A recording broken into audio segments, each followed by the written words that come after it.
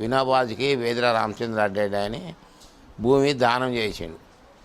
భూమి దానం ఇచ్చాక దాన్ని అప్పటి సంది భూదాన్ పోచంపల్లి, చిటికి చీరల పోచంపల్లి, అది టైండాయ్ పోచంపల్లి అని అంటారు. వాడల వాడల వెంట వాడివో వాడివో, నీడ నుండి చీరలమ్మే నేత బేహారి. అయితే ఒకసారి 2004-3 అనుకుంటాను, ఎయిర్ ఇండియా వాళ్ళు పోచంపల్లికి సుమారు ఒక 500 సిల్క్ చీరలు ఆర్డర్ ఇవ్వడం జరిగింది. ఒక్కొక్కరు నేసింది ఒక్కొక్క తీరు డిజైన్ వచ్చింది. కలర్ కూడా అందరిది ఒకే కలర్ రాలేదు. డిజైన్ కూడా మోటీ ఎట్లా వచ్చిందంటే ఒకరు చేసింది పెద్దగా, ఒకరు చిన్నగా, విడుతు లెంతులు అన్ని డిఫరెంట్ అయిపోయింది. కలర్ కూడా ఒక కలర్ రాలేదు.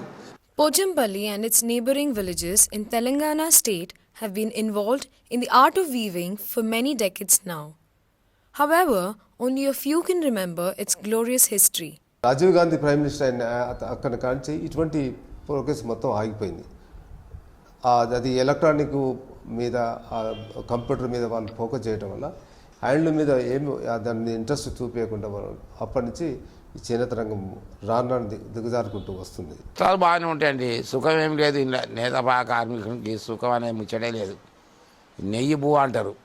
నెయ్యి బువ్వ అంటే ఒక ఆయన అనేది నెయ్యి బువ్వ అంటావు, నువ్వు నెయ్యితో బువ్వ తింటావు అనేది. అంటే నేస్తేనే బత్తం, మొగ్గ నేస్తేనే బత్తం. సాంప్రదాయకంగా ఉన్న ఒక అవకాశం ఏంటంటే, ఇంట్లోనే కనుక చేస్తే పిల్లలందరూ దీనిలో ఇన్వాల్వ్ అయి ఉండడం వల్ల ఆ పిల్లలకు ఆ వృత్తికి సంబంధించిన అవగాహన, ప్రాథమికమైన అవగాహన అత్యంత సహజంగా వచ్చేది. There is a lot of debate about why weaving has lost its sheen, though only a few care enough to try and understand the choices made by the weavers. Marco Polo అంటాడు, మార్కోపోలో భారతదేశానికి వచ్చిన తర్వాత ఇక్కడున్న వస్త్రాలని చూసి ఈ వస్త్రాల్ని ధరించడానికి ప్రపంచంలోని ఏ రాజు కానీ రాణి కానీ సంతోషించకుండా ఉండలేరు అని అంటాడు.